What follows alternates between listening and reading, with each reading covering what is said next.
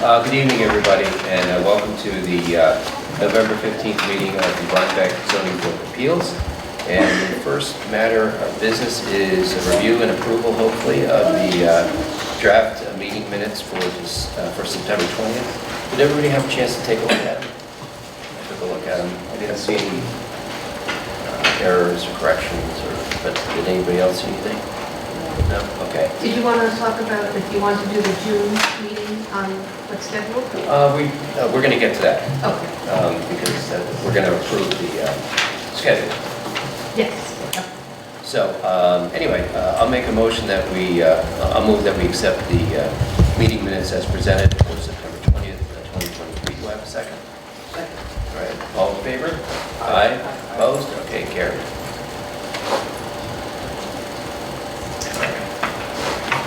So, second order of business is we have a list of the meeting days, proposed meeting days for 2024. Has everybody had a chance to take a look at them? I think they're all the third Wednesday as usual. Okay. There was an issue that Gretchen brought up, and that is that June 19th, I guess, is Juneteenth, when it's celebrated. But the town apparently is not recognizing or whatever. We're going to be open. Yeah, so they didn't last year. Yeah, we're scheduled for it. So I guess for the time being, I would just propose that we adopt the schedule as presented, and then if something changes, if the town decides they're going to do something and recognize the holiday, then I guess we'll change the date to either Thursday or something. We'll worry about it next year. Is that okay? Okay, sure. Sounds good. So anyway, make a motion that we adopt the schedule as presented. Do I have a second? Second. Okay, all in favor? Aye? Okay. All right. Takes care of that. All right, so we have two new applications. The first application is Mr. Rizzo. Are you here? Is it Rizzo? Rizzo. Rizzo, okay. Okay, so what we do here is have you come up and state your name and kind of just go through your application. We have this nice camera person over here, Steve, so if you can kind of, the audience is there, but the audience is also here. So between the two things, just try to do your best to explain what you're going to do. Well, good evening. My name is Peter Rizzo. I'm here to ask permission to build a residence on the site of my barn. And it's about 1,000 square feet. It's a small apartment. That's pretty much it.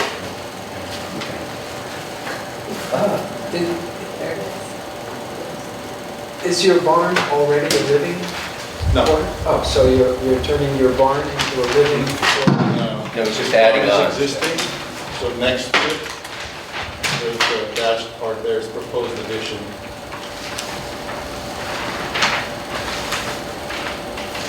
You can see it here, so basically,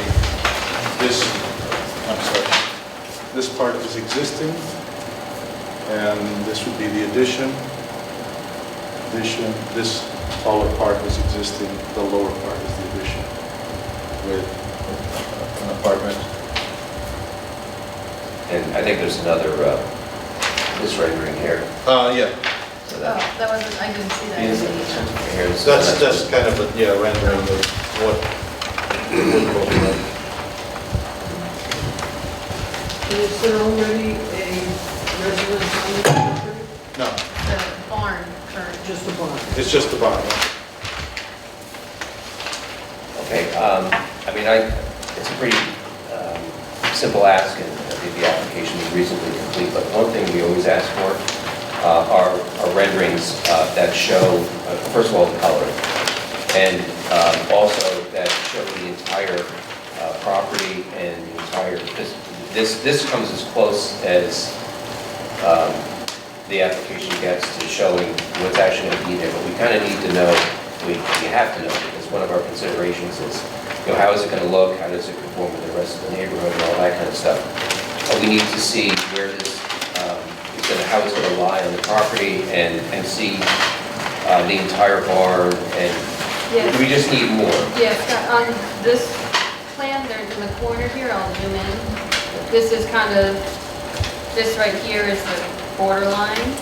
And then here's the existing barn right here. And then here's the residential and then the garage.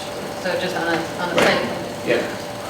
But what we need, and actually Gretchen can give you examples because we always ask, this is usually where people are deficient, and that doesn't mean we won't accept your application. But before we have the public hearing, we need to have this additional information. But Gretchen has examples of what people have done in the past when we've asked them for renderings, and it'll show you what we need as far as just an expansion of how big this thing is, and seeing it from different angles, the color, that kind of stuff. And if you can, putting it on the property, that's what a lot of people do. Oh, I see. You see what I'm talking about? Yeah, I see. So you kind of have, we can better visualize, we will come out for a site visit. Yeah, It's hard to zoom out because there's trees, you can't. That was as far back as I could go with the phone, and the engineer added that on there. So what? Even from the side, there's, What you Scott's can't saying feel- is that you see this rendition, right? This is kind of like Yeah. a two-dimensional site, kind of showing where it is on the property. You could kind of show, kind of more like if you were looking at a three-dimensional model of it like a three-dimensional drawing. okay, I'll see what the engineers. the engineer should be able to do it pretty easily. I mean, it's a very common thing, and we really need it on all. Not like the map view of the Duchess parcel showing that, you mean, or? No, it's showing the building, not only the existing building, but the other building in its entirety, so we get a good idea of the front, the back, the side, and see how it lays on the property. I think probably the best thing for you to do is maybe discuss it with, I know Gretchen has some examples that she's shown the book. Right. Yep. Okay. Do you want me to pull up that? Yeah, why don't you call it that, so that'll give you an idea. It's easier if you see what we need versus me telling you what we need. See how like this is the existing right here? Yeah, And then they kind of put in like, so you can kind of see what it would look like actually, like if you were standing on the property, like looking at what's like a representation of what you're actually looking at. I'm sure your engineer will do it, I mean, it's done, it's not anything you need. in color. In color, Okay. so in side view, all the angles, yeah, just so we have a good idea of what we're looking at here. Okay. And also, you could also provide a picture of what it looks like now, what the barn looks like now, just the barn as existing. Because I don't think I have it, unless there was another picture. No, I didn't see that. Okay. Is there anybody here for this? Well, I mean, this is not a it's just- public Yeah, it's not a hearing. public hearing, so, all right.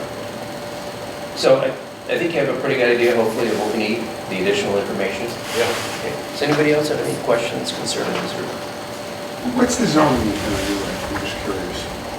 It's a RC5. Okay. And how many acres is the property? 3.09 something. Yeah, so it might be just a pre-existing lot. Because I believe RC5 is like 5 acre. Usually that's what the number represents. And so then you have a plan for water and septic and everything? Yes, that's how you've got, we went for the Board of Health approval, and then that's how this got started. Do you think this will show this is the Board of Health, right? I think this is your Board Yeah, of the Health. submission probably. Submission, yeah. Okay, yeah. Okay. Any other questions, concerns? All right. So, again, your application is reasonably complete, and this is a common ask we have for applicants, so we just need to have that information, additional information before the next. I'll try to get whatever, Okay. whatever I can get. So I propose at this point in time, we'll make a motion that we accept the application subject to receiving the additional information and put it on for a public hearing. Do I have a second? Second. Okay. All in favor? Aye. Aye. Opposed? Okay, so you'll be on, we've accepted the application, again, subject to getting the additional information. You'll be on for the next public hearing, which is December 20th. Okay. Can you be here on that date? December 20th? 20th, yes. I thought it was December 15th. The 20th? It's the third Wednesday. Nope, I already moved my Can your flight. The engineer's probably. Okay, as long as there's a representative here. Okay. There's Because- oh, sorry. No, you go. Oh, If you have your engineer come, there's a little owner consent form that just says. I've already signed it. yeah. But did you, I don't think I saw it, can you just I mention think I that? have another one that we did fill out. That you did have for Brian Sakosa to come? Okay. Okay, as long as, just, if you can just verify that he has that information. It's just saying that Brian can come on your behalf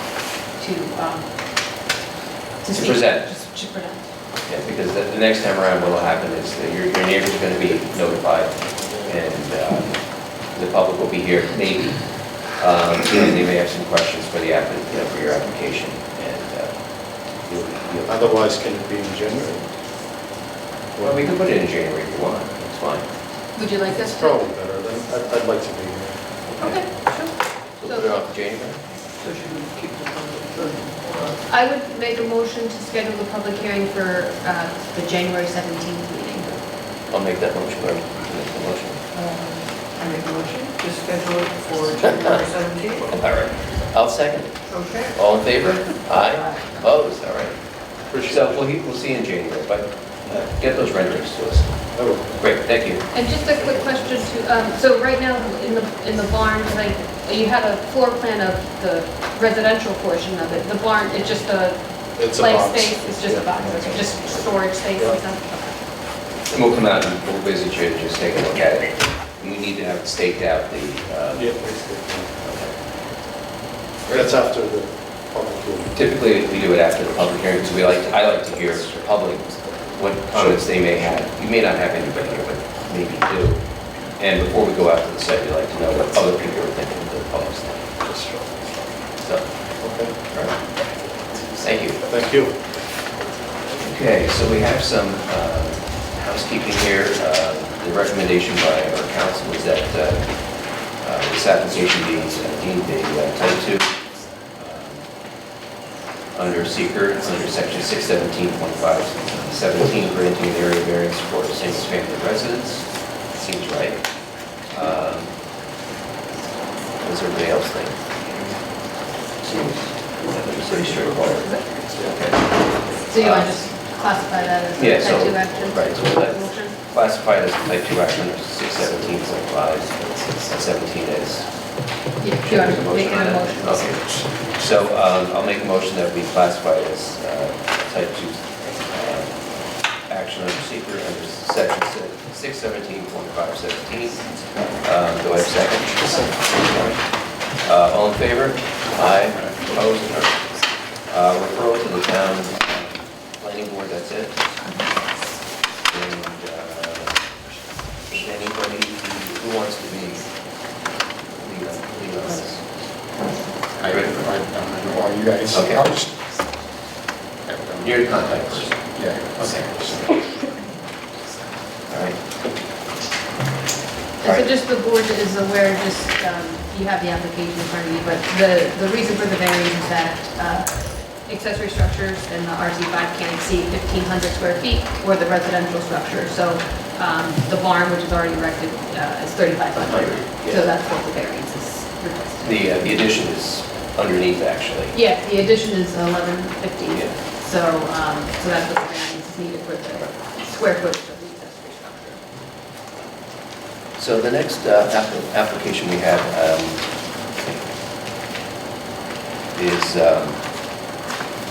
is Korea, I think it is, but as I understand it, it's Yeah, is anybody here for Piscicritta? credit.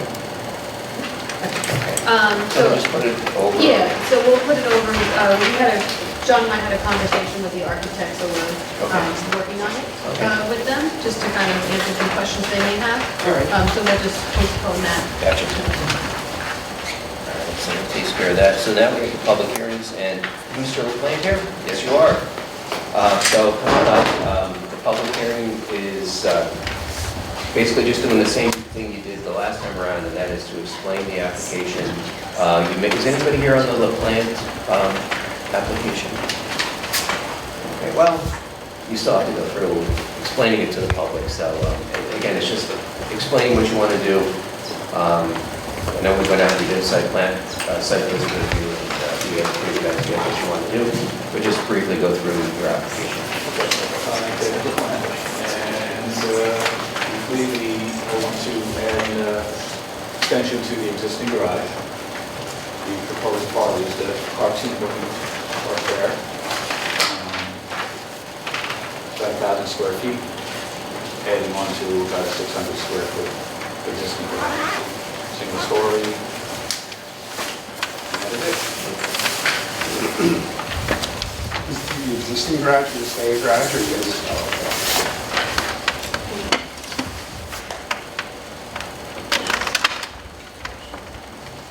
Questions?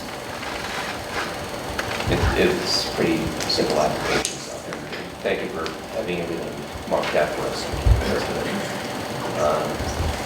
So I know that you said no one, but just quickly open, if you wouldn't mind opening the public hearing just for official record.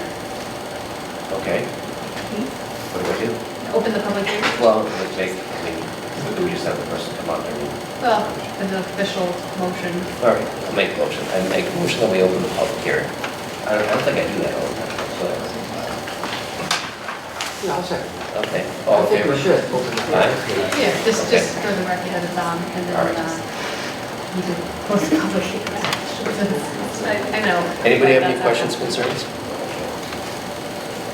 Okay, I think it's pretty self-explanatory. We have, I'm going to make a motion to close the public hearing momentarily. When we do that, we have 62 days to render a decision resolution. We typically do it within 30 days. We haven't done that, and it's being pretty conflict because it is a simple application. So you don't have to be here for that. If you want to, you can. If you have nothing better to do on a Wednesday evening in December. But anyway, that's what's going to happen. So I'll make a motion that we close the public hearing. Do I have a second? Okay, all in favor? Aye. It's officially closed.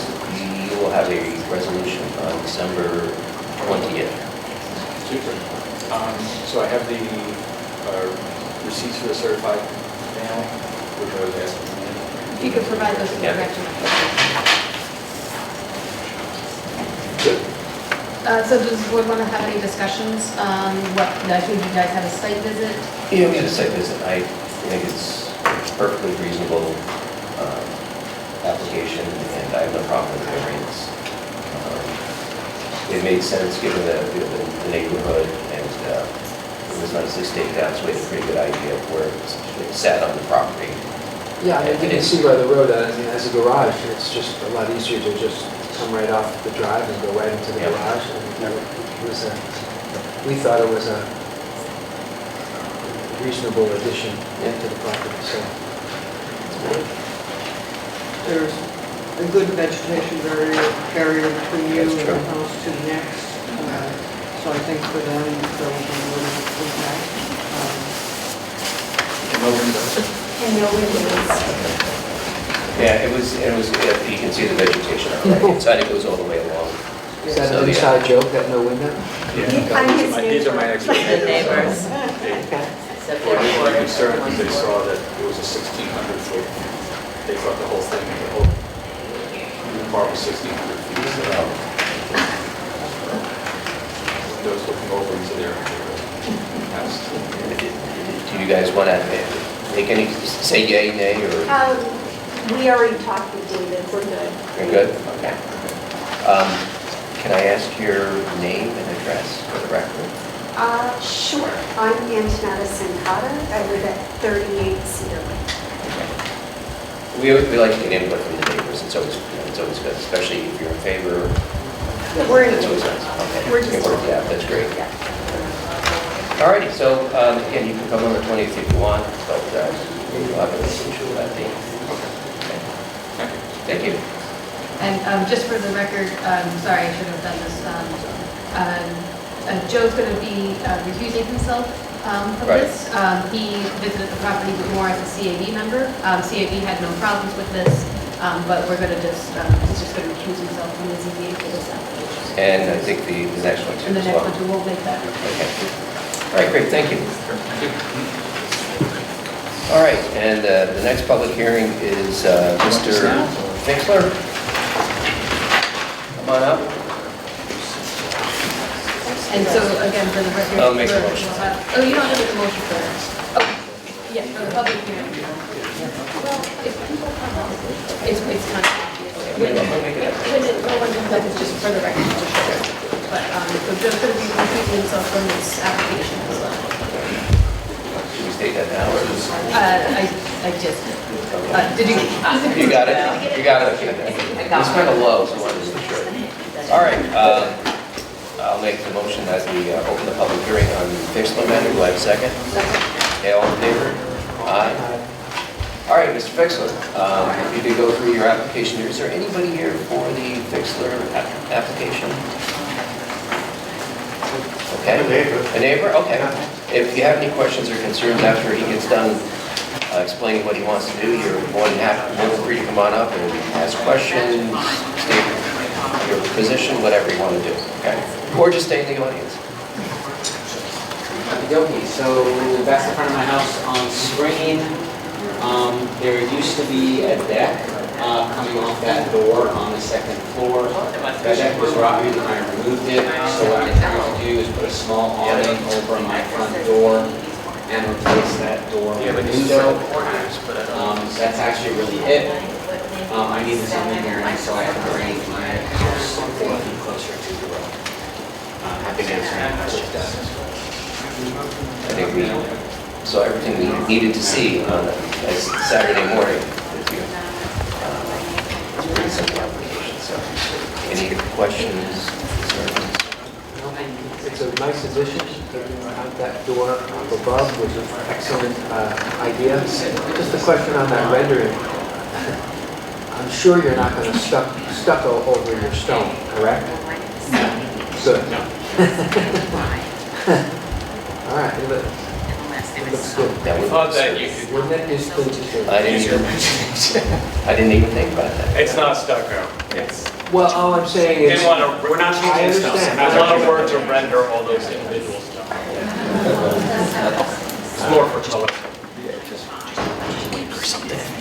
I own the property adjoining that. Okay, can you state your- Oh, my name's Alan White. Okay. I own the property adjoining that house 500 and across the street 503.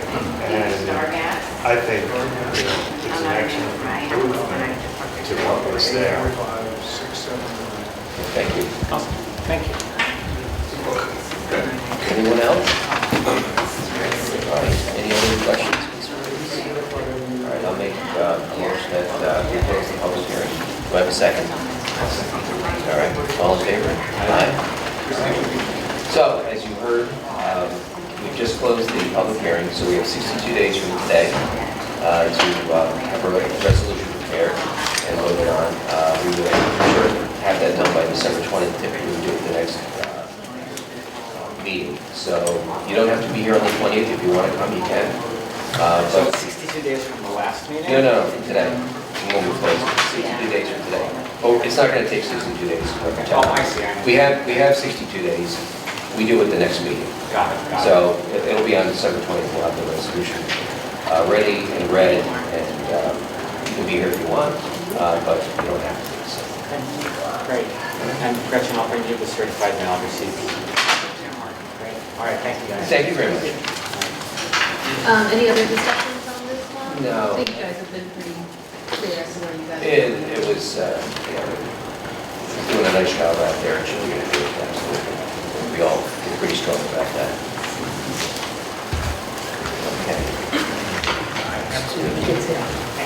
All right, so I think that's it. Can we do this in the affirmative?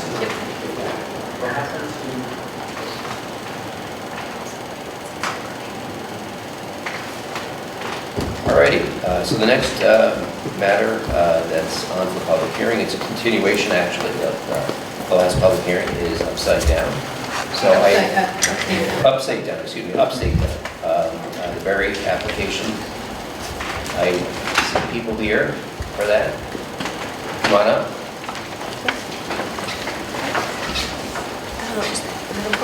No, never mind.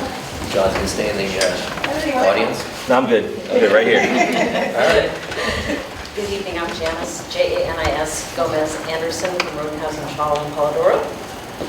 Delise Berry. My husband and I own Upstate Down. And do I say anything else? My address? No, you don't. All right. So the board is fully familiar with this project, I think, after the last public hearings. And I think there might be a few others who want to speak tonight. Okay. Do you have any additional questions for my client? Well, we had a nice site visit last Saturday. This past Saturday. Yeah, it's past.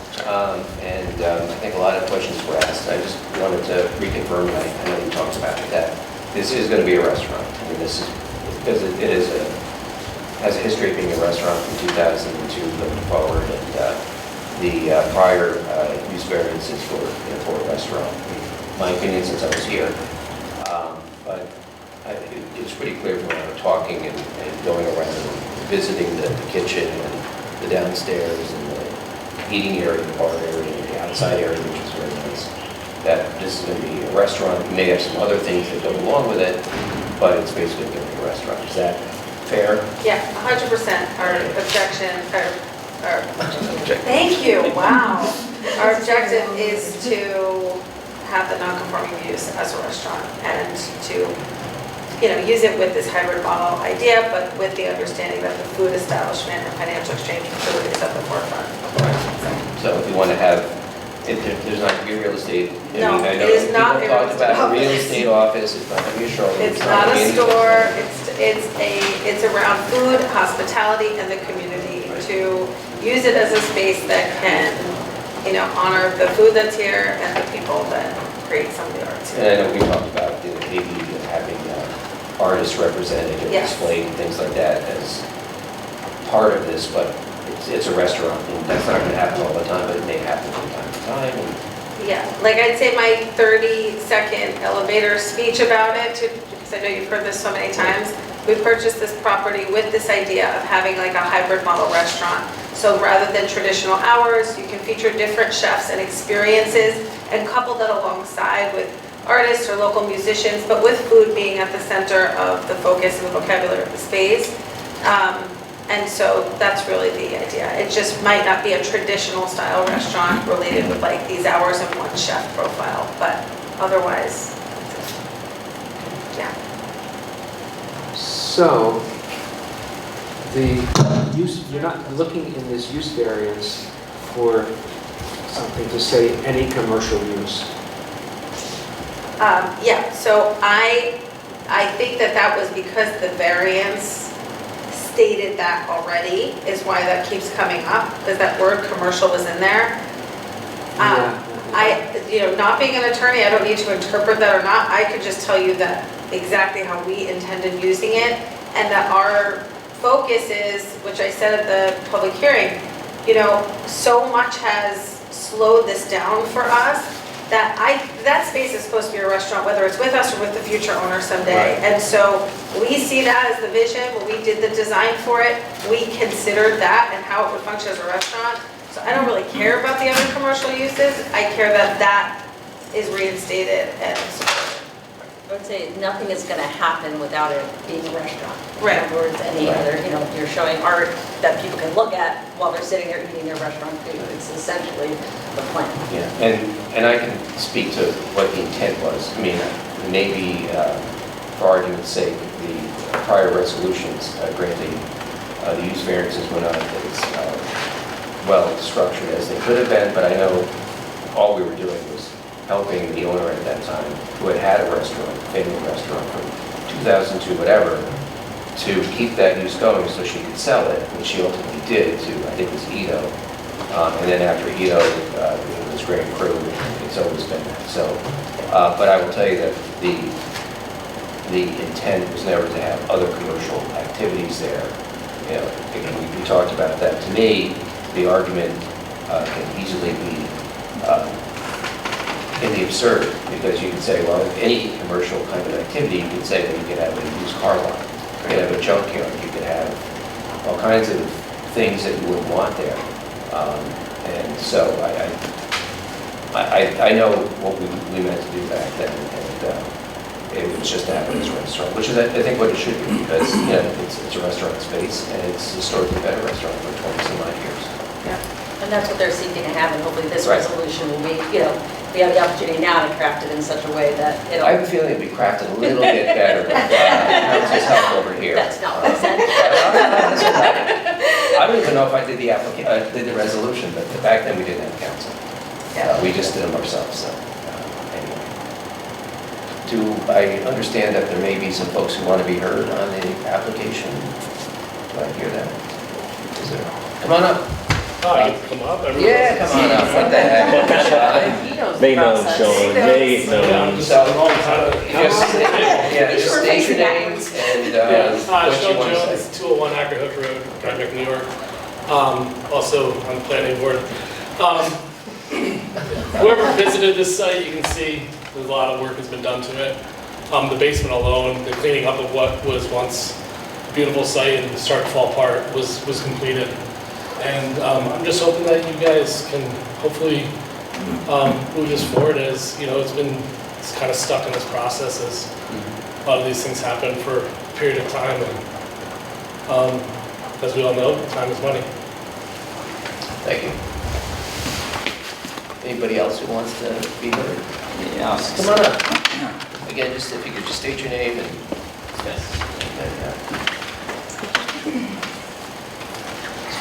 Philip Mel, 33 Forest Court in the village, just on the edge of the village. I would echo what was said about this property, and I would also just bring into the idea that as a community, this is an opportunity to support people, and these decisions can really have big impacts economically. I mean, we either improve the value of this property by a few $100,000, or we decrease the value. And I don't know that there's any winners when we decrease the value. And when you look at this, anyone who owns real estate, it may be great for a restaurant right now, but it may not be great for a restaurant in 2 years from now. So I would say the broader the use that you can allow for this, I think the more it allows people to thrive and plan and look for the best opportunities in the future.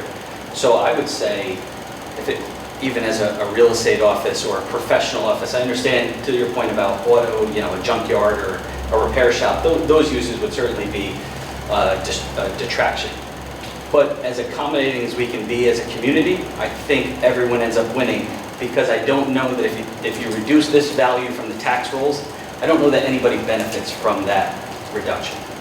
So as accommodating as we can be would be my advocacy to the board and to the community. Thank you. Anybody else wants to come on up and say anything? All right. I have a question. What does it do as far as on a tax map, if it's known as a commercial space or a restaurant? Does that really impact the taxes on that property? I don't know if it would necessarily impact its taxes. I think what it's just, if it's a commercial use, it offers more viability, so that, someone who might be interested in the property but might not want to do a restaurant would still buy the property. I think that was the point, that it just allows more flexibility. A used car. Yes, that's Yeah, I understand, yeah. For whatever it's worth, when we did buy it initially, I remember being confused about restaurant versus hospitality. I actually thought they were the same thing. It didn't matter for what we wanted to do, but in my mind, I thought it was the same thing, which when we were initially thinking about getting it and trying to put those pieces together, as someone buying a property, which if you've ever purchased commercial, it's not as straightforward as buying residential. It's much riskier. And then you're in a property outside the village that has had a poor success rate of staying open. That's a lot. It's a big burden for someone to take on. And then you come up with some ideas to get creative that gives you some viable options so that your business will close. And so we want it to be a restaurant. I could see though, why for future use, having some layers in there to support the business owners in general is important, because otherwise they can't stay open. But with all that said, like, we're making food our focus, and we want to make this place finally, hopefully, stay alive. So, But one of the things just to add, I don't believe there's any bathrooms in this facility. Yeah, there are. There's no full bath. Half bathrooms, they're only half Yeah. bathrooms. So it's alternative, I mean, 90% of restaurants, and not to you guys, 100% of it, 90% of restaurants fail.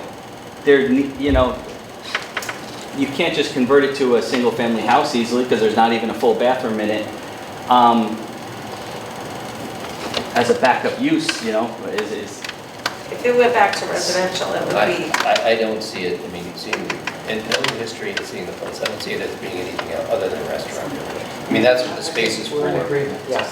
I mean, it was, Diaspora was an excellent restaurant for a long time and thrived out there. And then I know Grand Cru had some success, and especially on the outside part, which was really nice. Yeah. And so, certainly as a restaurant, and also with the outside capacity, I think that's very attractive, and maybe having a band and all that. But it being a restaurant with entertainment and arts or something like that is And what that the is, space is for. that is specifically what we are asking for. Right. We appreciate all the time and attention that this board has paid to this application. And we are respectfully asking that you close the public hearing tonight. And I intend to close the public hearing. I just wanted to make sure that what we talked about was on the record, and it's been on the record, and we talked about it that way. So I think what got confused a little bit was the argument that any commercial, that's what was really, and I know that wasn't what it was intended.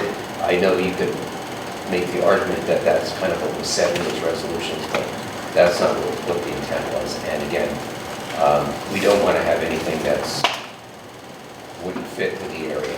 Oh, and clearly it has a historical Yeah. use as a restaurant. Right. Anybody else? Everybody said their piece? Okay. Any questions, concerns? All right, then I'll make a motion that we close the public hearing. Do I have a second? Okay. All in favor? Aye. Opposed? All right. The public hearing is closed. You will have a resolution within 62 days. Hopefully, we will have it by December 20th.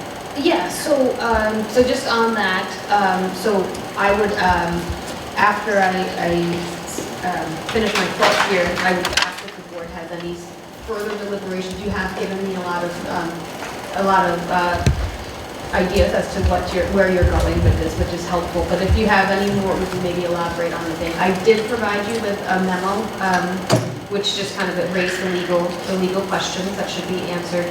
And you have indicated that you would like to have an attorney-client meeting with me, probably not tonight, but maybe sometime between the next meeting. So I just want you to know we can still have the attorney-client meeting to address any legal questions you may have. But for tonight, if you want to, you can start your deliberations. And if, afterwards, after the attorney-client meeting, something might change or something, we can always use, we do have 62 days. We can always use December if you have any further deliberations to make. If after the attorney-client meeting, nothing has changed in terms of your viewpoint, I'll continue drafting the resolution however you direct me to tonight. So just wanted to, our goal would hopefully be to have a resolution by December, but we do have 62 days, and just in case you have any other additional thoughts that might differ from tonight at December, we can always use that to clarify the direction that you would like to take. Now, as far as deliberations go, I mean, I've not been very shy about how I think what should be done here, and I think that a use variance should be granted for the property to be used as a restaurant, just like we did. And again, we're not granting a use variance or denying, we're interpreting what the use variance was for. And, historically, it's been a restaurant, and we had no problem, back in the day, having multiple resolutions extending, the use out there, because it was a grandfathered use and it was expiring. But the property to me is, it's always been a restaurant. It's a nice space for a restaurant. The outside space is really nice as well, and so that's the way I would go. So we allow the use as a restaurant, and then if they want to do some other things that make sense in a restaurant, like having, display artists or having some music outside where the stage was, things like that, that seems to make sense to me. But I want to hear from the rest of the game since I've been talking a lot. I think we're all in agreement with that. Yeah. I mean, Yes. the space has always been, as you said, I mean, I remember when it was a Greek place, I remember it was a Japanese place, or it's a, it's not a place that you want to in town, but it's one of those destination places, and with the outdoors and with that bocce court that they're going to be putting in. Is that part of the resolution? No, I think that's, I think I'm totally in agreement with you. So.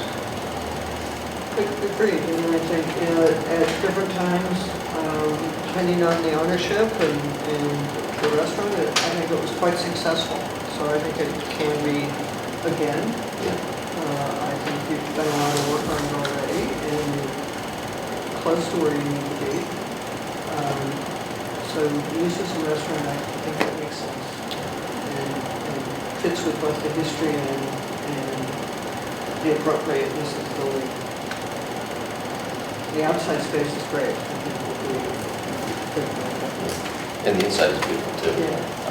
The Diaspora was very successful. It was an excellent experience. So it can work out there. People have been known to drive it. Yes. Destinations are now more popular than ever, right? Like all over the house now. Diaspora was in business for 10 years. Look at Kip's Tavern. Great establishment.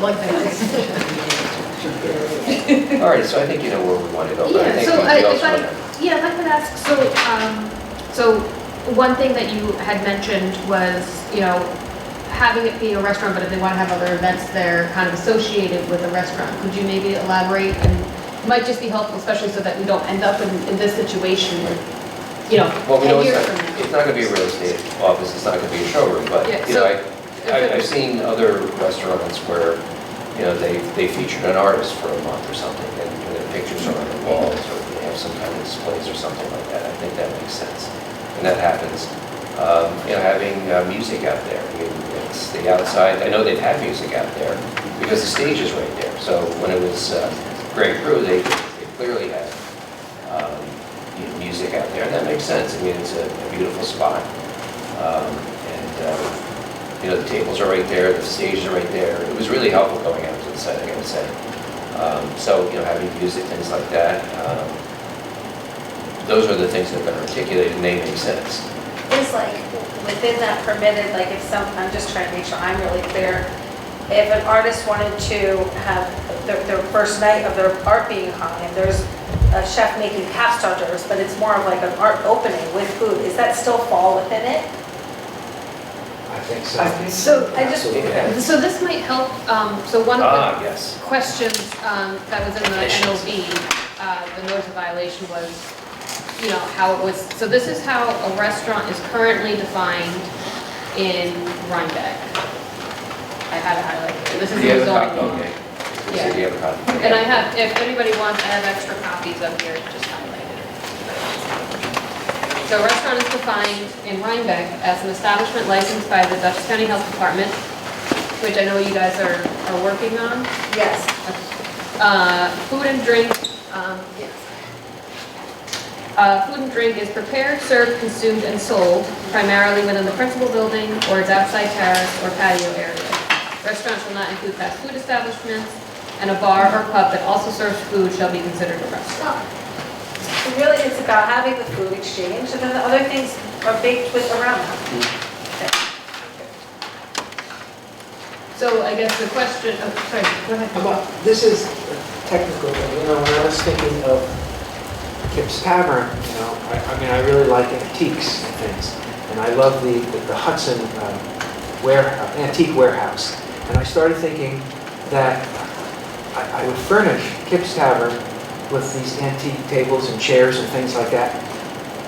And besides being the restaurant, I thought, all of these things are for sale as well.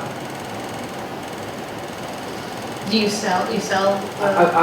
This is a technicality here. So I thought that was a possibility. Would that be within the law. I mean, if the principal, Well, it's a restaurant. if it's a restaurant, and that just happens to be something that. You like that table and 4 chairs? Kind of It's for sale. adds to it. I don't have a quarrel with that. Yeah. I mean, I have a quarrel if it's a, I've if been it's to a, restaurants, sorry, Yeah. just to clarify, I've been to restaurants that where artwork has been for sale. So, I mean, I don't know about table and stuff, but. I think the purpose is you're coming in for, to eat at the restaurant. So in other words, the restaurant's never going to be open, like you're saying, like what you're saying is it wouldn't be open to sell those things. but No. You happen to sell them. No. But primarily people come and go to partake in the food. Now, even somebody who's coming with if they're going to have an art opening, the purpose of having it in that space is to have the space prepared in that commercial kitchen with that commercial chef, and they're going to pay for that food. So I think it's never going to be open without the kitchen being operated. And there are, obviously, there's restaurants that sell the cookbooks or their things that they prepare with, but I think what I'm understanding is that it all has to be driven around the food. yes. And that'd be a restaurant. there has to be food being sold out of the commercial kitchen, and that is totally makes sense. So, Delise, going back to what you were saying with like if you were having an opening, like an artist featured as an opening night, would that be, yeah, and obviously I know this is hypothetical, but would Yeah. you have it more like hors d'oeuvre just being around, or would you have it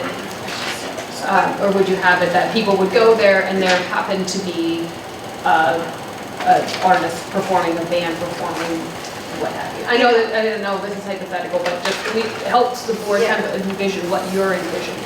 I think that, I'm happy to make it very simple. I think the key is that I would love for the community to have, to be celebrated through this a little bit. And so I'm trying to come up with thoughts to get feedback, because I don't want to screw it up. I don't want to end up here again, right? So,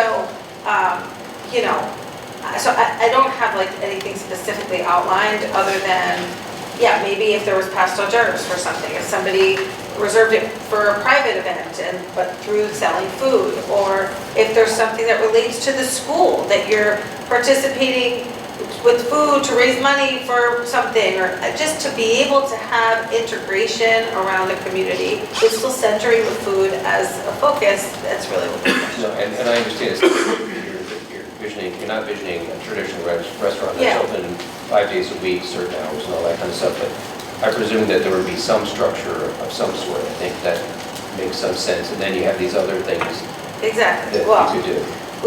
it's still a business, so it has to operate and Right. function with a clear outline and profits and losses and a whole plan, right? And so it's jumped around a little because I just wanted to make sure I understood exactly, but it sounds like we're very much in alignment, but. Yeah, and I think that's what I'm trying to get from the board too in this discussion, is just if you want to kind of go, we want to try to make it so that if we, obviously it sounds like restaurant use is what the board's going with, but I want to make sure that when we write it, it's clear so that, 10 years from now, we're not in I the think same anything we're situation. saying fits within the typical restaurant, right? You can go to a restaurant and sometimes you'll go and the door says closed for a private party. I'm going this Sunday to make pancakes at Applebee's for my kids before they open for a fundraiser for their school using their kitchen. So there's, all of those things fit within a restaurant use because it's centered around the kitchen. Well, here's a question, only because we've had other businesses reach out about, can I use the space, rent the space? And again, this is not really our focus, I'm just brainstorming here with you. If somebody wanted to have an event there, right, an event, I'm not talking like a big wedding or something, would that be permitted? I assume the answer is yes, as long as they have food, but what if they reserve the space? Like, does small there a events separate, fall into that? Well, I was going to say, is there a separate definition for like catering? I think they have. Because it almost seems like you're sliding into that a little bit. And that, I don't know. I think restaurants will occasionally say, closed to the public, a special event. Whether it's employees only, whether it's family, or whether it's somebody else, they will close it. Or they'll close a part of it, saying this is for a special event, but you can have this. I think it's a pretty normal thing for restaurants. Right, but there's a distinction between that, which I absolutely agree is normal, and having basically a catering kind of facility, which I know you know what you want. Yeah, okay, I just want to get back to that's not my goal. regarding the conversation of how it's written, I'm brainstorming, but I don't want to overly complicate this.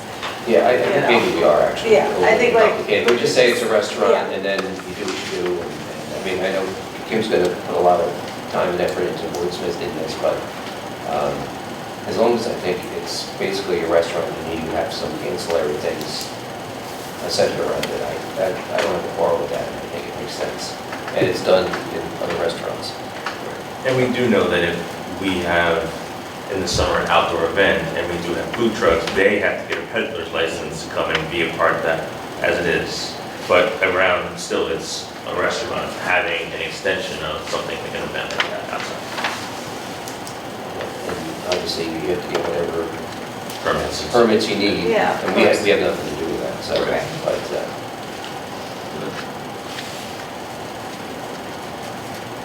Okay. so, anyway, thank you everybody for coming out. Thank you again. And, voicing your opinions and all that, we really appreciate that. It's very helpful to us. So, and thank you for hosting us on Saturday, it was very nice. And again, hopefully we'll have it done in 30 days on the 20th. So you don't have to be here, if you want to, you can come. Okay, So, thank you. all right, thanks.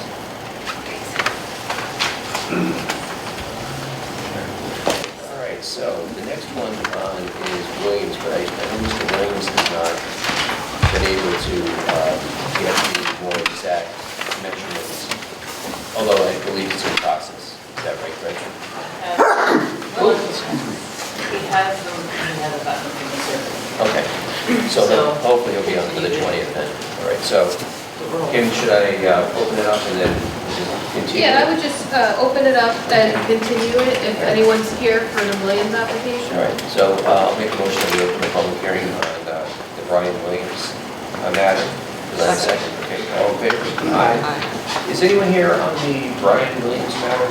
Anybody? Okay, and as I understand it, this is a continuation from a public hearing that was, what, 3 or 4 months ago, something like I that? think it was scheduled for August. Was it August? 16th, Okay, yeah. Supposed to be July, but Right. the notices weren't sent out. And then we had some issues because we needed more exact measurements. We didn't have exact measurements, and I understand that he's gotten those, and hopefully we'll have them for the next public hearing, and he'll be on for that. So at this point, I just make a motion that we continue the public hearing until December 20th of 2023. Do I have a second? Second. All in favor? Aye. Okay, so hopefully we'll be able to wrap that up on the 20th. And then, there you are. Okay, back to see us again. You're back. Rugies, you're back. So announce yourself and explain to us what we're doing here.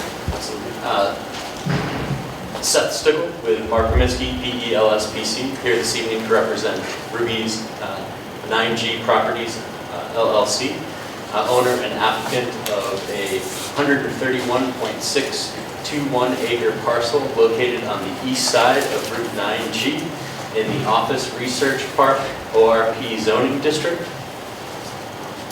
here in the town of Rhinebeck. We are here this evening to discuss a variance application related to our sign application. We have submitted to both this board and the planning board. We've received a zoning determination letter from the zoning administrator regarding this project. One of the items I'd just like to point out to you before we get started is that there has been noticed by both Kim's review of our application and Brian's that there are some minor clerical details that we need to clean up for our next submission. They are in regards to some of the square footages that were associated to the signage. We have corrected all of those for tonight's presentation, so everything you see tonight is accurate and corresponds to the zoning administrator's letter. Can I borrow your phone? You can try, I think because it was, okay, it's working better. It needed to wake up from the cold, I think. So just going to briefly go through a presentation. I see that we have a new board member. I know many of you are familiar with this application and this site, but I'd like to be complete about it and go through everything. Next slide, please. We're at this site at 9G, which is the old Stamp facility, because Ruby's has made great efforts to work with both the town board to rezone this site, and they've also made some agreements with the town to go ahead and remove their service divisions from all of the village and town sites. So the intention of the use of this site is that all of Ruby's facilities will move their service to this place. The phase 1, which is pointer isn't working quite well, but it's a small portion in the front, which has been previously developed, is for Ruby Subaru. That will be the first thing that is completed here. We're going to, like I said, be relocating all of the service operations to this site. It was originally approved by the planning board back in 2021, and we've had multiple amendments since then. The second phase of development is this area here, which is an open field just adjacent and to the east of the phase 1 development, and that will be in the future for Chrysler, Jeep, Dodge, Ram, and Ford. The remaining balance of the site will be undeveloped until it is potentially developed in the future based on the ORP zoning district. Next slide, please. So I've highlighted here what we're discussing today, which is the phase 1 site. The site was developed previously with greater than 30,000 square foot building, existing signage both along the road at 9G and interior signage to the property, as well as building signage. Next slide, please. So what has occurred since we were last in front of this board, which was July 2022? So the timeline of additional work efforts since then. In August of 22, we requested an approval extension because we'd gotten to almost a year of our previous planning board approval. We also applied to the town planning board for an amendment of our original site plan application for what is construction of a new pre-engineered metal building on this site. When we got into evaluating the costs associated with renovating and redeveloping the old building, it became very evident that a new building was more economical and beneficial for the long term of the property. So we have since achieved and gotten both the extension and the site plan approval, and that building is under construction. The new pre-engineered metal building is under construction. During that process, we did, bid document review. We also, worked with various contractors, and we've awarded the contract. So, like I said, that's under construction now. From June 2023, we also amended the site plan application again with the planning board for an additional small building located just to the north of the proposed main building for use as oil storage and recycling of all the waste oil from the cars to use as heating oil. We didn't have space for that in the original building, so we went ahead and amended the site plan application again as recently as June. So that was approved in July, which then allowed us to go back and start to refocus on the signage. So since that time, since September of 2022 to now, we also went and investigated during our site visit. A few members who were here were at the site visit. We had discussed trying to work with the DOT to potentially maybe relocate the sign to a more advantageous location. It took a long time to get through that process, and what we've discovered is that the DOT's land acquisition division is now been absorbed by their legal department, and they are no longer allowing lease of space within their right-of-way. So they will not let us put the sign in the right-of-way. So we exhausted that option as well. So that allowed us to redefine all of the sign design in detail, and we've made a few minor changes to the freestanding sign, the building mounted signs, and the directional and safety signs. Next slide, please. So the types of signs that we have existing signage that was there, and we're planning to replace that. The existing signage has 2 billboards on Route 9G currently, 1 freestanding monument sign at the entrance. There are a wall sign located on the original building, and there were various directional signage. The total of all of the existing signage in square footage was 241 plus or minus square feet. We're proposing 1 freestanding sign on Route 9G, 4 wall signs internal that aren't visible from Route 9G, signage, as well as various directional signage.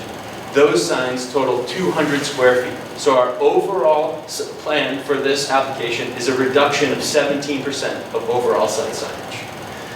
Next slide. I'm just going to just zoom in just so that the board can kind of Sure. see a little bit of that.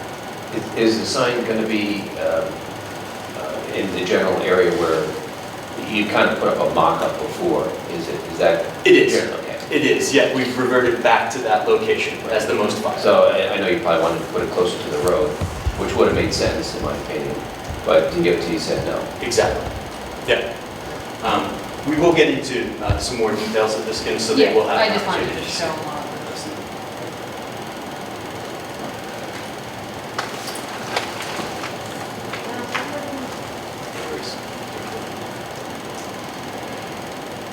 So, as an easy method for us to discuss what has changed since our last application, I'm going to walk through each of the changes that's proposed for the signage. So on your left, you have the old freestanding sign. On your right, you have the new freestanding sign. We work with Timely Signs, a local sign proprietor, and they've given us specific details and steered us in a direction of a different type of sign. So really, what has changed here is some of the physical dimensions as well as the actual way that the sign is put together. So really those are the only changes here. The other thing that has changed is we're proposing a different style of lighting from what was gooseneck fixtures to a slightly improved lighting display that lights the whole sign more adequately.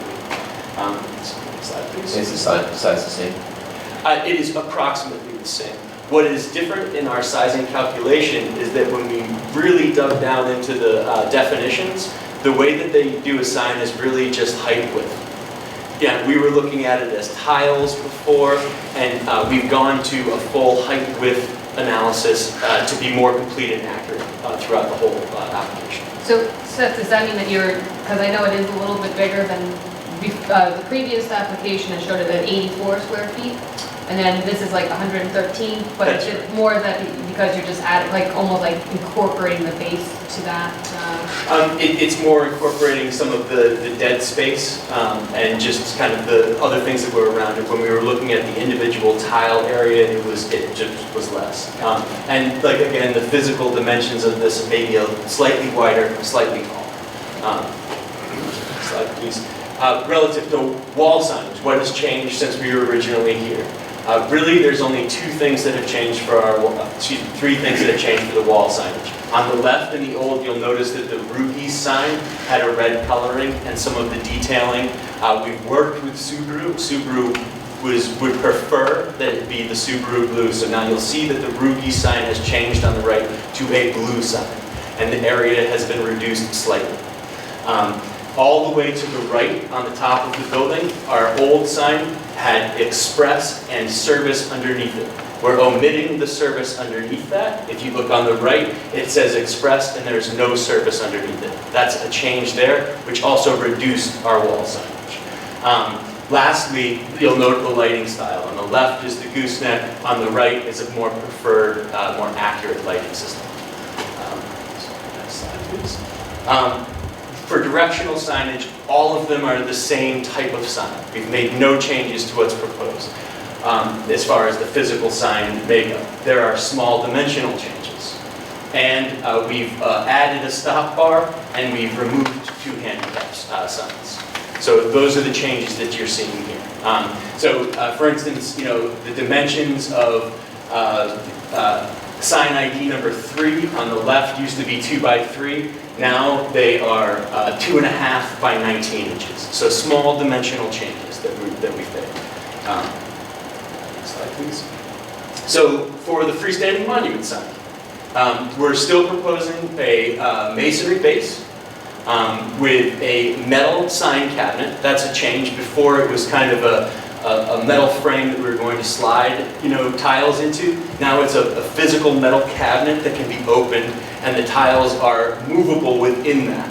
There are also, you can change the size of those tiles should the business expand or there be other opportunities for business here. There are ways, if you look at the bottom, you can make those smaller in increments. So we're looking at the full sign area, just width and height when we improve it, but just noting those small differences.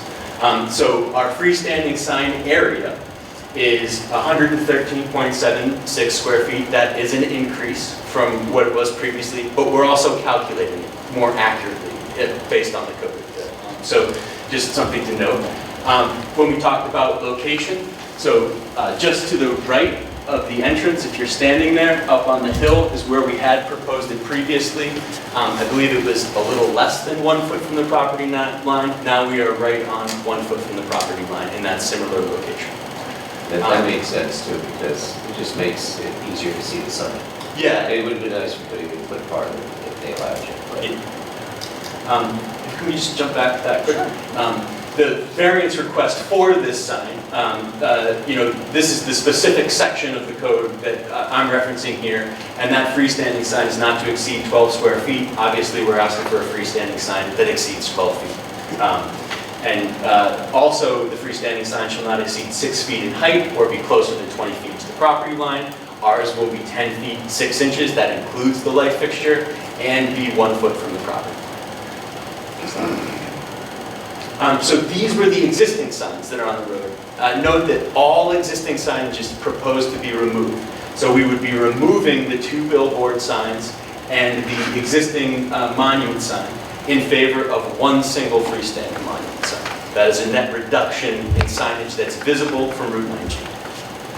Next slide, please. So proposed wall signage. We're still proposing the same 4 wall signs. As I mentioned, there's the small changes in the coloring of rubies, which also reduces the size slightly. The Subaru identity sign with the logo has not changed. The service sign has not changed. And as I mentioned, the express sign has been reduced in size and eliminated the service underneath it. Just at this entrance, at this customer entrance, we just note that there's 72 linear feet of frontage wall space. So the variance request from this specific section of the code is not more than 2 primary signs should be permitted on an established lot and 1 identity wall sign. And that shouldn't exceed, the total of all the signage on the site shouldn't exceed 30 square feet. So we're proposing 4 wall signs in addition to a freestanding monument sign. And our wall signs are totaling 47.07 square feet. Together, combined, our total wall and freestanding signage is 160.83 square feet, with 30 square feet being the maximum allowed by code.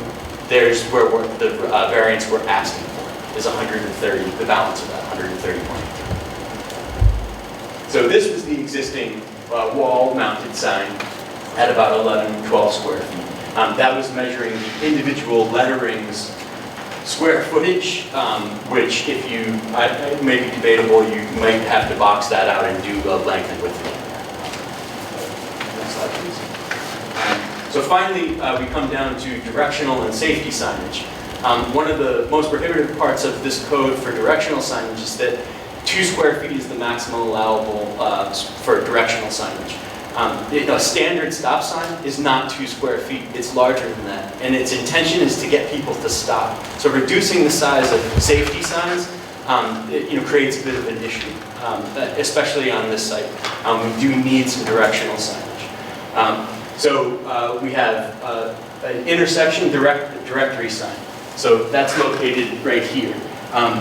You'll see on the existing signage, it's necessary to tell people where to go when they get to that point, both customers and any other delivery, because all of the trucks will be going around to the back. So we want to make sure that we've separated those 2 traffic streams.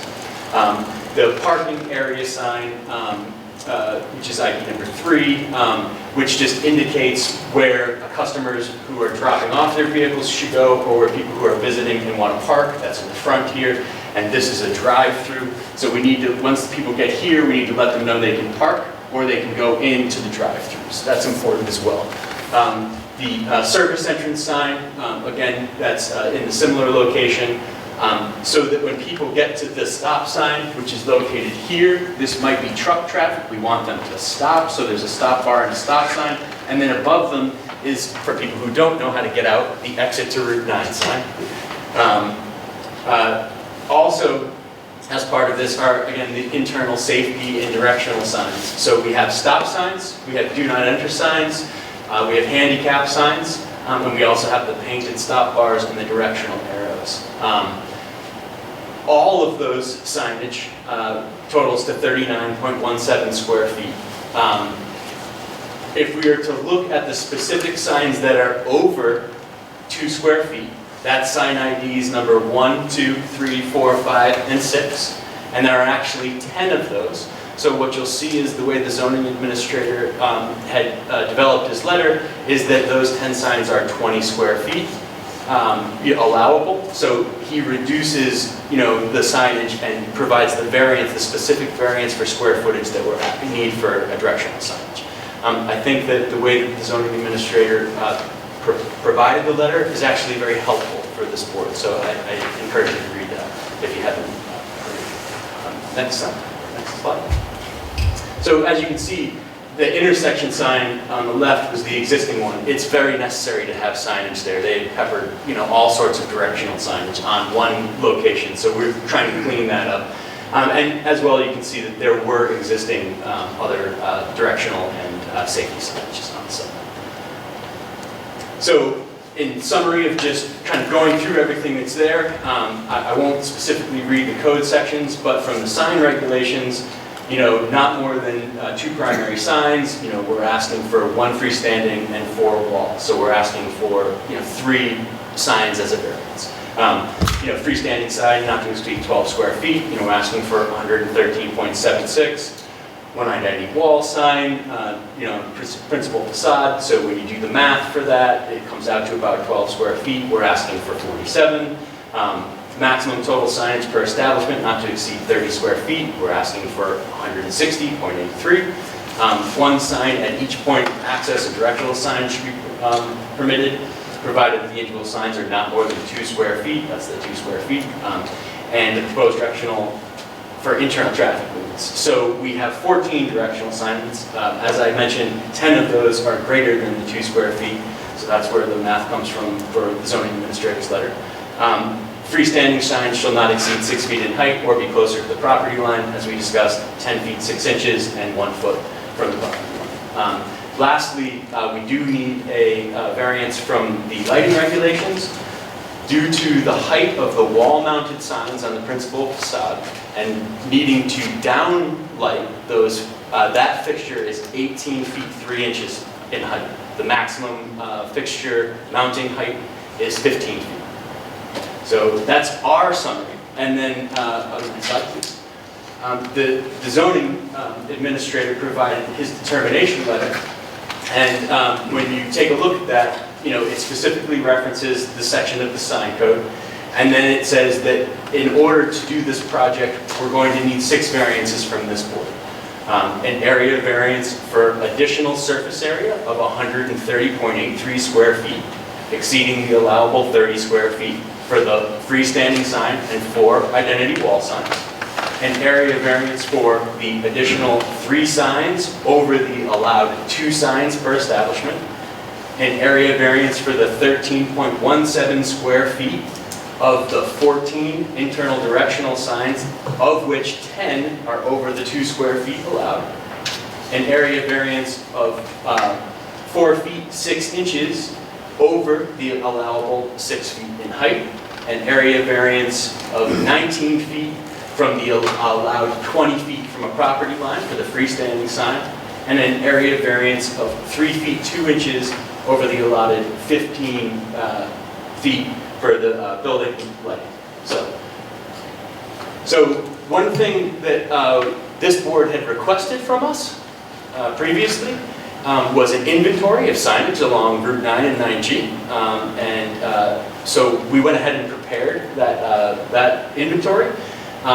There's many ways you can break down and look at the numbers, when you kind of digest it. But if we could just do the next slide, please. Here are the signs on Route 9 and 9G, starting just south of Williams Lumber at the Tops facility and going all the way to the 9G 308 bridge approach light. 199, sorry. Underneath all of these is a sign ID that corresponds to the location map here. So you'll see a number, and then you'll see that same number over here on the lot, so you can get an understanding of where each sign is located.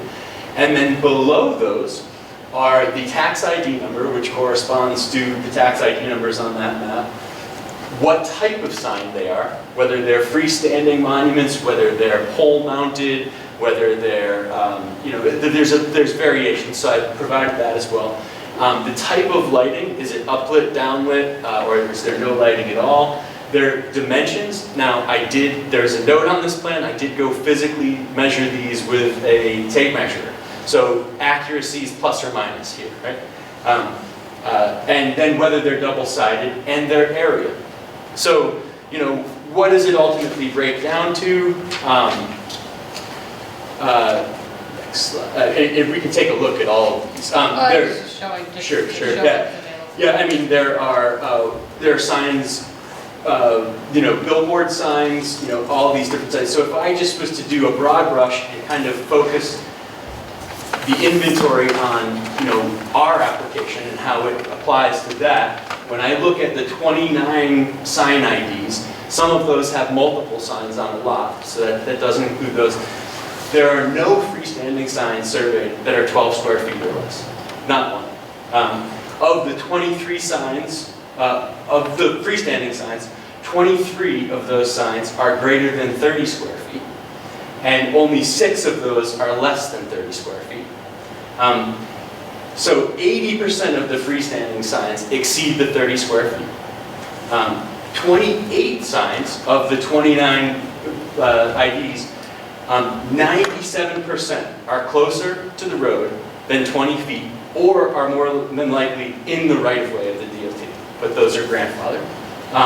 Multiple sign IDs also exceed the 2 signs per establishment. Just some notes on that. Building signage was not considered. I am just looking at freestanding signs on the road. Directional signage was not included in that inventory, so many of these might exceed that in greater amounts. And sign height wasn't measured. I can tell just from being in front of many of them and trying to measure them, many of them are over 6 feet wide as well. So 14 more of the signs are also interior illuminated or uplit of the 29. So almost 50% are uplit, and obviously we're proposing down there. So just wanted to walk through that inventory because you guys have requested it. I think it might take a little more digestion and just reviewing it on your own. I will include that map and that plan as well as this description in our resubmission while I correct those minor clerical issues. That's very helpful because we know the corridor, but we always ask applicants along that way to give us what the other signs are because it's helpful to compare, and it just shows how the law doesn't really. I think at some point it needs to be changed, but until it is, there's a reason that everybody's over. Right. Because you can't see it, and it's what, 45 in that area? Along Route 9, the speed limit is 40, I believe. Okay. Along Route 9G, the speed limit is 55. 55, yeah. 45. 45? Yeah. But, we come across this all the time because, people need to be able to see these signs when they're going at that rate of speed. So. And these are just our plans that we submitted, if you can just go to the first one. I just want to note again that the only sign that will be visible from this site is our freestanding monument sign along Route 9G.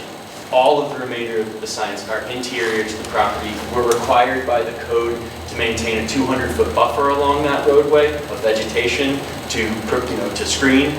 So, for the most part, it's really replacing 3 signs along 9G with the 1 freestanding sign. Are those three signs still there, or they're gone? The existing freestanding monument sign that used to be at the entrance is gone because we're needing to reconfigure that entrance as part of our approval. You might have noticed that if you've been I down kind of that road noticed in it the going by. last It's not really obvious, but. week. I suggest staying off it for the next 2 days. So we're here this evening in hopes that we're able to summarize and you will deem our application complete, move forward with, if a public hearing is necessary, maybe some discussion about whether a site visit is necessary, whether us setting up the mock sign is necessary again, and then obviously looking to proceed as you. Yeah, again, the mock sign would be, if we actually put it, it would be the same as what it was when we went out there last time. Yes. We have not recreated the skin that went over it. We do have the ability to make it double-sided, so it could be visual, but and it's approximately the same size. Right. No, because I remember talking to Mark about it, because he wanted to try to move it closer to the road, which made sense, quite frankly, in the site visit. But So Scott, you don't want the mock sign up? I don't need it personally, but that, I was out there. I don't know if everybody else was. Were you out there for that visit? So I may be for the benefit of my other board members, I was out there, saw it. But, so we may need that. It was very helpful for me to visualize it, to see it, put our stuff. It would be best if we were to set a schedule so that you said, hey, we're going to come out Saturday morning, we'll have it up for that, and then I'd like to take it back down if it creates unnecessary attention. Yep, no, and that was an issue the last time I was there. And just a second, that corridor is currently under construction. Right. And getting in the way, even with that sign put up, it is a little difficult. Well, We can schedule it, we can make it happen, but obviously we want to get you guys out there before our next meeting. Well, it's, I guess, Kim, I'm going to ask for guidance, because I don't remember where this has been pending for so long. Sure. We had to set up the public hearing that had been. Yeah, so the public hearing had started for this application. And what happened was that they were in front of the planning board and kind of making changes and stuff. And so the public hearing was continued to an undefined time and date. So for that reason, it will have to be continued. And because, and the board will have to set a date and it will have to be renoticed, just as before. So because it wasn't continued to a specific date, just because there was all the changes that were being discussed. Tonight, what you can do is you can make a motion to schedule the public hearing for, I'm assuming December. Yeah.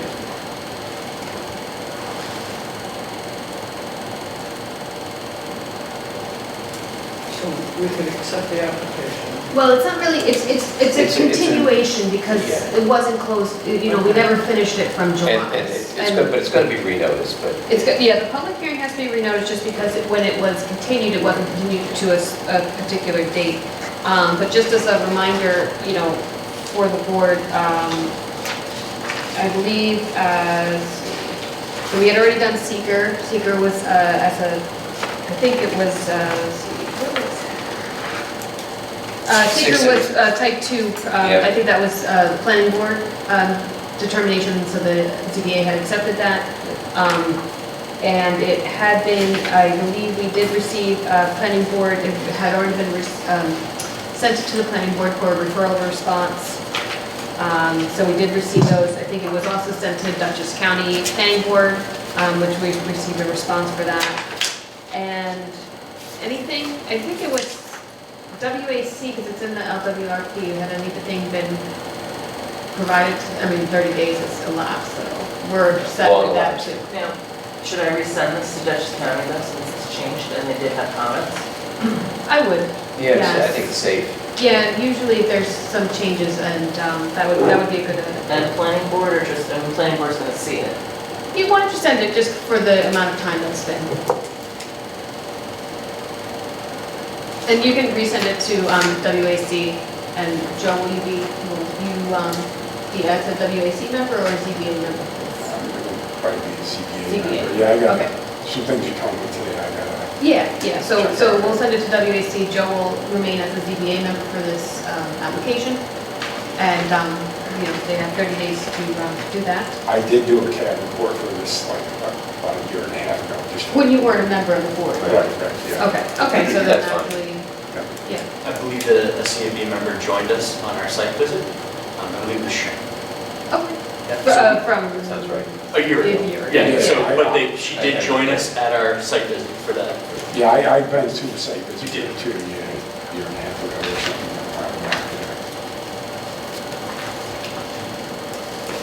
So, do you want to make a? Yeah, I'll make the motion, I'll make a motion that, I guess, opening the public hearing. Continuing the public. Continuing the public Continuing hearing. the public hearing until December. December 20th. 20th.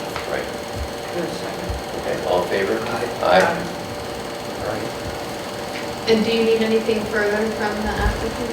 No, I think you were very nice, thorough, and of course, coming from you guys, Mark, and I understand what you did.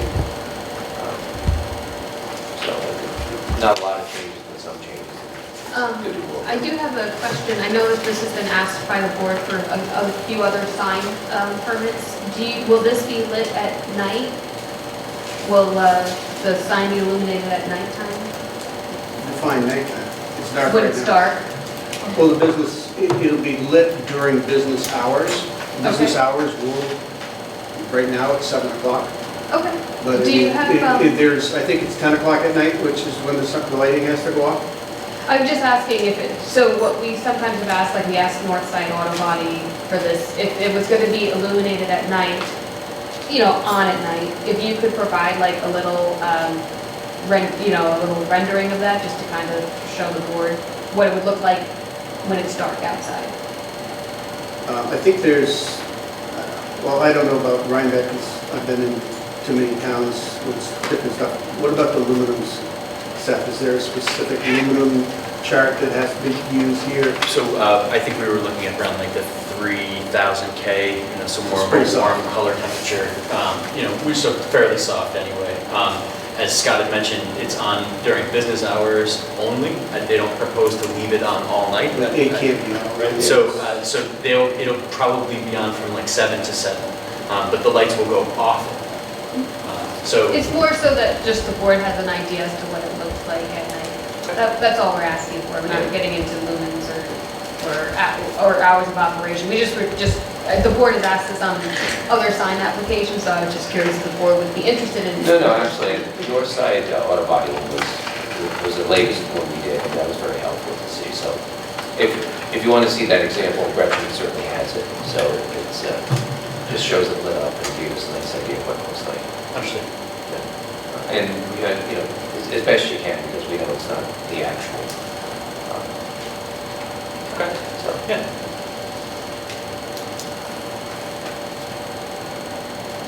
And Seth, just for the board, I think you had discussed this at the last meeting. Can you just, I know my pointer's not working, I apologize, but can you just show us kind of like what,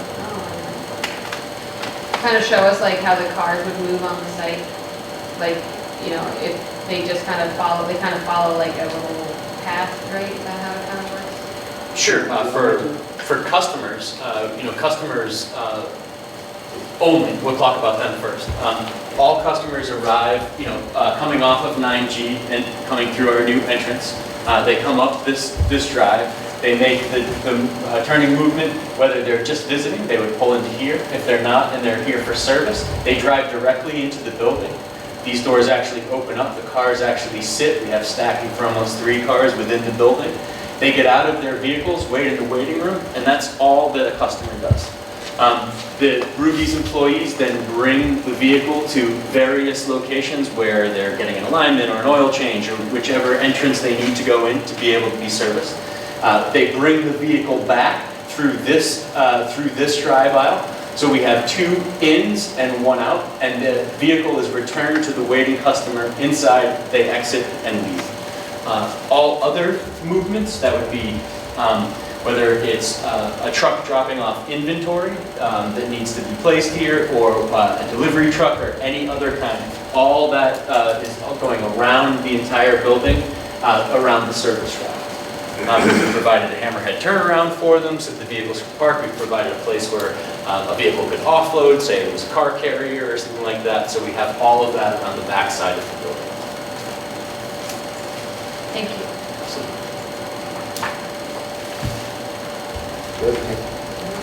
So, I know we talked about putting up the mock again. Is that something you guys might find?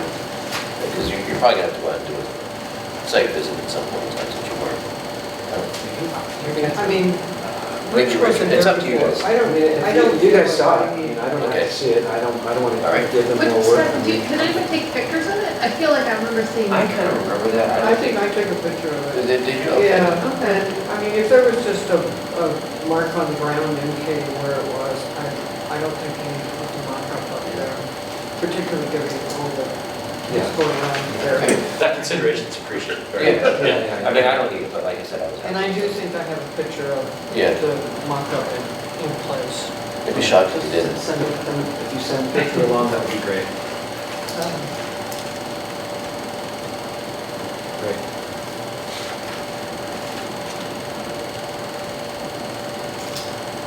Okay, so we'll see you here on the 20th. Excellent. Thank you, I appreciate your time. Thank you very much. Thank you. Thank you. All right, and I think that's the end of our agenda. So, motion to adjourn. I'll second that one. All right, all in favor? Was that motion made at 8:30? It was. 8:31. But you're still closing. That's right.